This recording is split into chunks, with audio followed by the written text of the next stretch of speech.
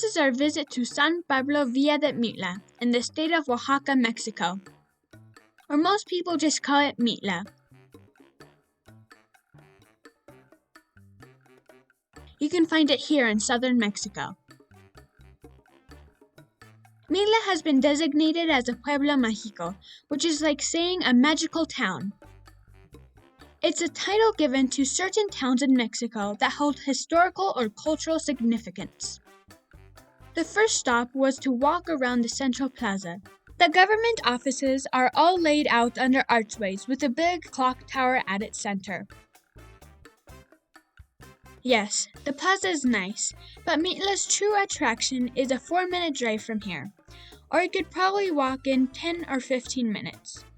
It's an archaeological site from which the town gets its name.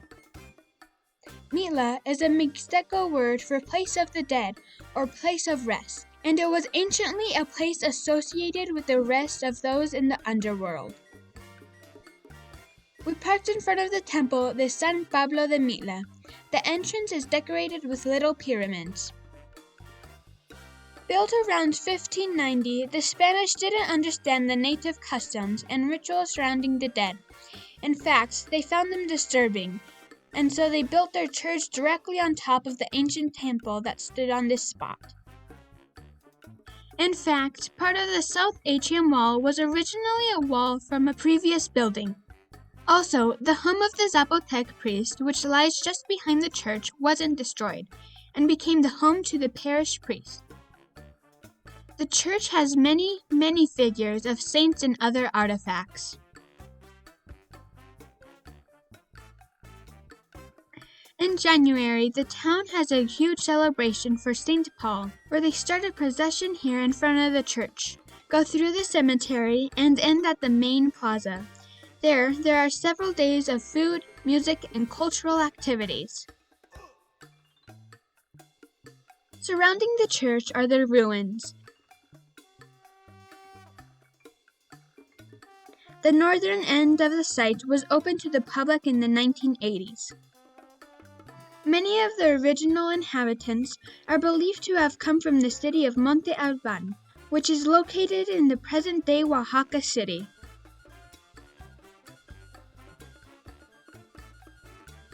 Even today, about a third of the population of Mitla speaks some form of the Zapotec language.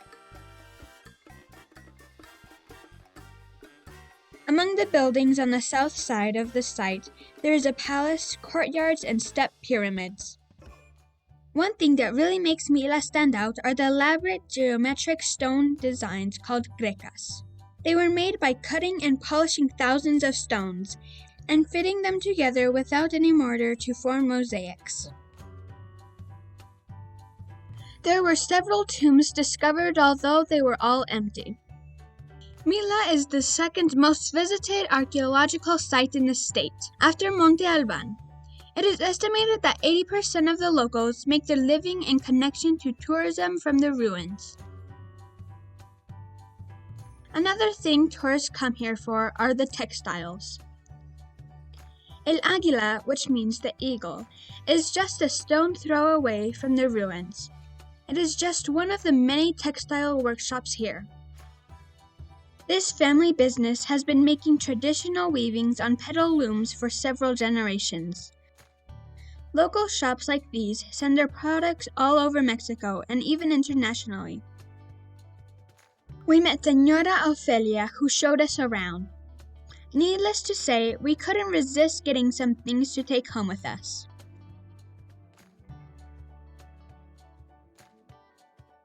She showed us a book all about the traditional textile making in Mexico, where her family is featured.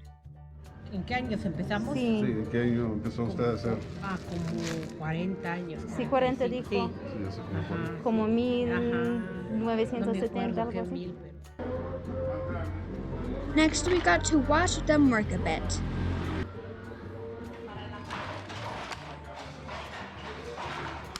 Señora Ofelia's family has 7 looms that they use to make their artisan cloth.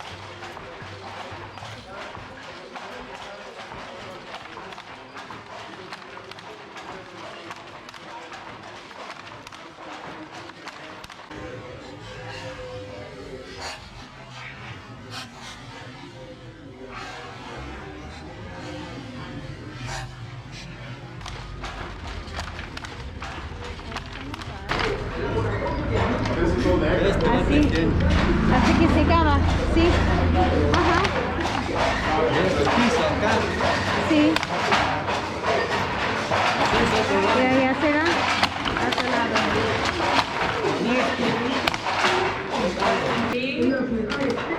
¿Y cuánto tiempo toma para poner los hilos estos? Ya se lleva. ¿Está rápido o se tarda? No, tarda esto para hacer el Sí, ¿eso rollo. verdad? Tarda. Eso es Se lo tarda más. como un mes o 3 semanas. Un rollo así. Solo con esto. ¿Cuánto saca? Saca unos 60, 70 pies. Es grande. Sí, es muy grande. Pero ese rollo saca mucho.